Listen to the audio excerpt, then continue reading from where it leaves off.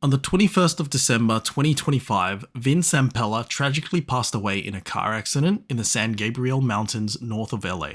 He was 55 years old. Vince Zampella had a huge impact on me as a gamer, and I'm willing to bet he did for you too, even if you don't realize it. Because while it takes huge teams to make games, Vince was one of the leaders who helped shape multiple billion-dollar franchises. He founded studios, he changed genres, he influenced how shooters feel. This isn't my usual type of video, but this one felt necessary. After talking with friends and reading the reactions online, I realized something. Most gamers don't actually know how much this one man shaped the industry. So this is my tribute to someone who unknowingly made gaming special for me at a number of different stages in my life.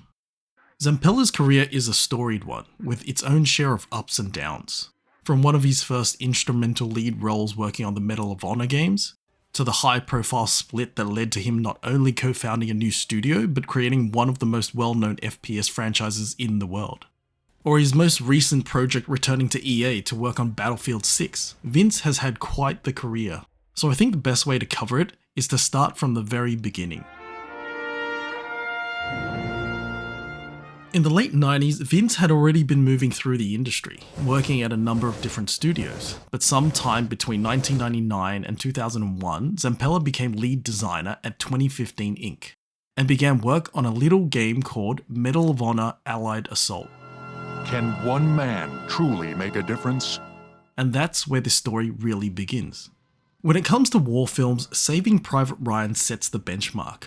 For video games, Medal of Honor Allied Assault is probably the closest equivalent we've ever had. And perhaps unknown to most, Steven Spielberg actually helped to bring the Medal of Honor franchise to life. His influence shaped the tone, the authenticity, and the respect for history. But how the game actually played fell to the team at 2015 Inc., and as lead designer, Vince Zampella had a defining impact. Clear the ramp! The first-person perspective wasn't just about shooting, it was about immersion. Storming beaches, crawling through fields, listening to soldiers shout orders. Got across to that trench over there! The chaos felt real, confusing, overwhelming. Down there, pick grabs those Bangalore! Zampella was one of the visionaries that helped to transform a first-person shooter into a truly cinematic experience. As a kid, I still remember when I played Allied Assault for the first time. I didn't even know what a Bangalore was, and years later I laughed about it with a friend. But it became such a core gaming memory for me. Something I'll cherish for the rest of my life, and I didn't even know anything about the person who helped create it. But of course, it wasn't all smooth sailing. Quick pause. If you're enjoying this more informational style video, a like and subscribe genuinely helps a lot. And if you have memories of these games too, I'd love to read about them in the comments.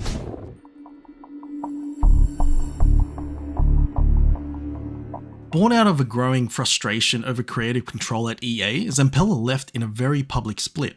Alongside Jason West and Grant Collier, he founded a new studio with financial backing from Activision, the studio we now know as Infinity Ward. And with it, a new Goliath in the multiplayer shooter space was born, Call of Duty.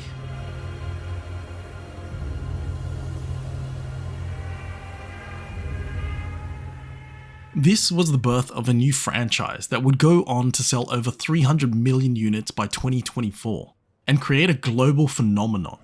The numbers, Mason. What do they mean? Call of Duty was so dominant that it became the casual shooter, the default game you played if you weren't that deep into gaming culture. As with most things that reach massive popularity, calling someone a COD player became a backhanded insult, a way of implying mainstream taste. With its easy-to-learn mechanics and fast-paced action, regular updates and an unending slew of new ideas introduced in each annual entry, it's easy to see how the franchise maintained its popularity. And even though not all ideas have landed, and the massive community definitely has its favourites, its mass market appeal is undeniable. It may be hard to believe, but as an older story-focused gamer, some of my favourite video game stories are ironically from Call of Duty. Surely you can't be serious. I'm serious. And don't call me Shirley.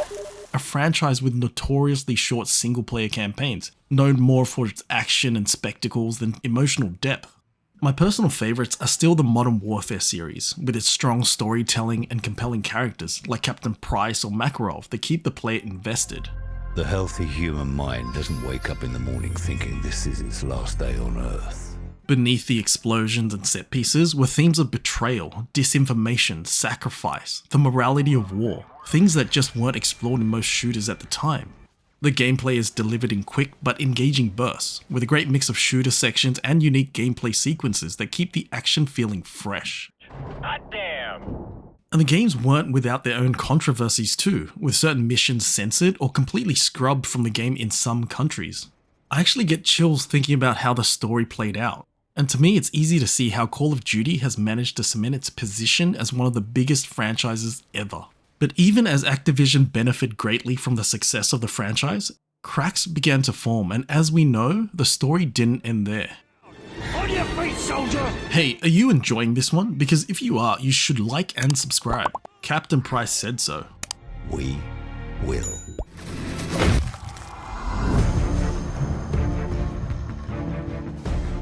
Despite the unprecedented commercial success of Modern Warfare 2, listed at the time as the biggest entertainment launch ever, beating both films and books, trouble was brewing in the background. Because of that success, Zampella and his team were owed massive royalties and bonuses by Activision. But their publisher was already looking for ways to renege on those payments, and naturally disputes over creative control began to bubble up, this time not with EA, but with Activision. As a result, Zampella and West began meeting with other publishers. And when Activision found out, this wasn't just business, it was betrayal. Wait, what? No! We have a nuclear missile launch! Missile in the air! Missile in the air!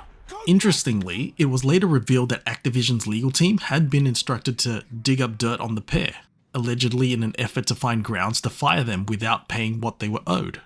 And in March 2010, it happened. Both men were abruptly fired. The fallout was immediate, and in a show of solidarity, a significant portion of the development team walked out with them. The studio was gutted almost overnight. Look at this place. 50,000 people used to live in the city. Now it's a ghost town. What followed was a legal war. Zampella and West sued Activision for wrongful termination and unpaid royalties, with damages eventually climbing to $1 billion. Activision countersued, accusing them of conspiracy and contract breaches. And then the real twist emerged. Buried deep inside their contracts was a clause few people knew about. A clause that stated if Vince and Jason were ever terminated, all creative control and rights to Call of Duty would stay with Activision. So when they were fired, they lost the franchise they helped build. Activision kept everything. Good. That's one less loose end.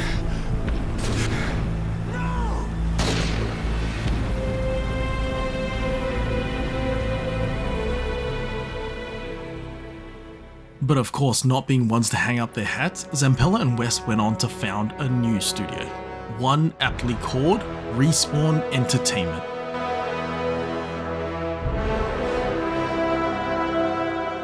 With renewed passion and years of FPS experience, Respawn's debut was always going to be a shooter. But Titanfall didn't just follow tradition, it evolved. The game introduced unrivaled mobility, creative mechanics, unmatched versatility, and of course, Titans. Together, these systems pushed the skill ceiling for players higher than ever before.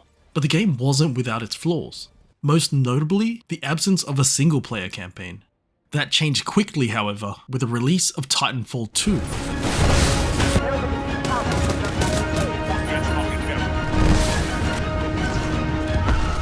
Which expanded on everything fans loved and delivered a story mode that many now consider one of the best FPS campaigns ever made. Trust me. It was received so well, in fact, that even today, people are still asking for a sequel. And this all arrived at a time when most executives were driven purely by profit. Vince Zampella stood apart from them as someone who rejected corporate doublespeak and wasn't afraid to call out industry nonsense. When asked about the potential for a sequel during interviews, he cut through the usual PR fluff with blunt honesty.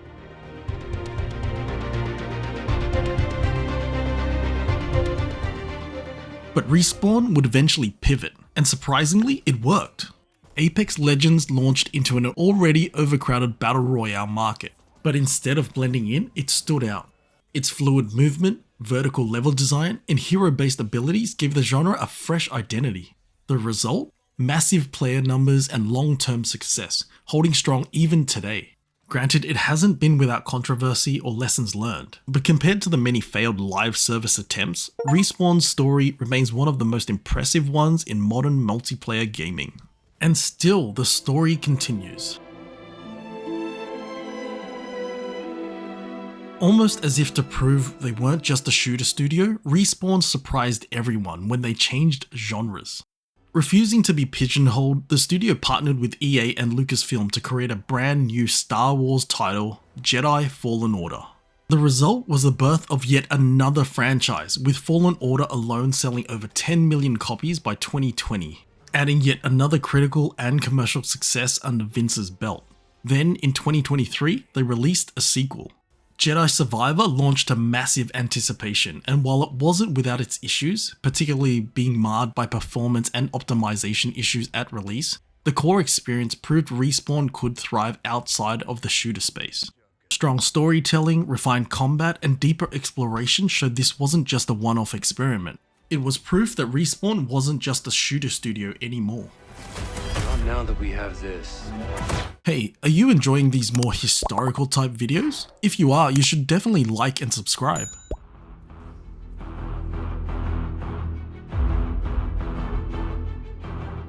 By 2020, EA had fully acquired Respawn, with Vince Zampella staying on as CEO and studio head, but his influence didn't stop there. Around the same time, he also took over leadership at DICE LA, a move that would soon reshape yet another major franchise. On the 2nd of December 2021, Zampella officially assumed control of Battlefield.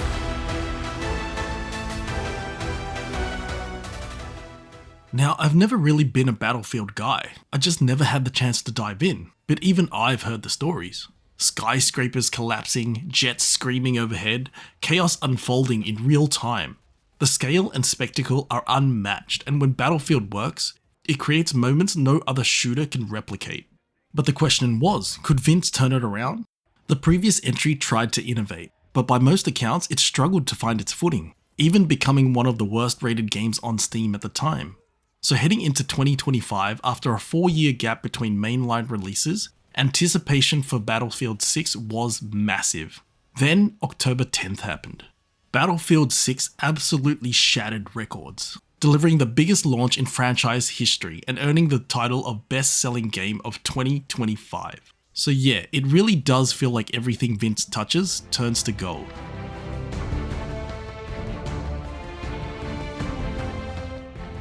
There are countless titans of the video game industry, and Vince Zampella stands proudly among them.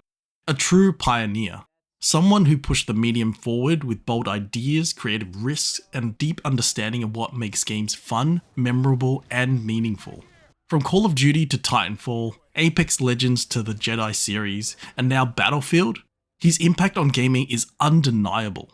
His loss is deeply felt, and it genuinely saddens me knowing I'll now never get the chance to meet him in person.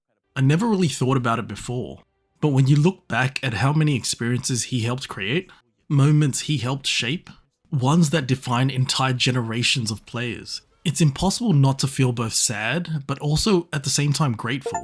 So this one's for you, one of the most influential figures in gaming, a name many players may never even know. My thoughts and love go out to those impacted, especially to Vince's family, friends, and loved ones. Rest in peace, Vince Zampella. Thank you for everything. And of course, thank you guys for watching. If you've managed to sit through this whole video, thank you so much for watching. Be sure to let me know what else you'd like to see in the comments. Hopefully, I'll catch you in the next one.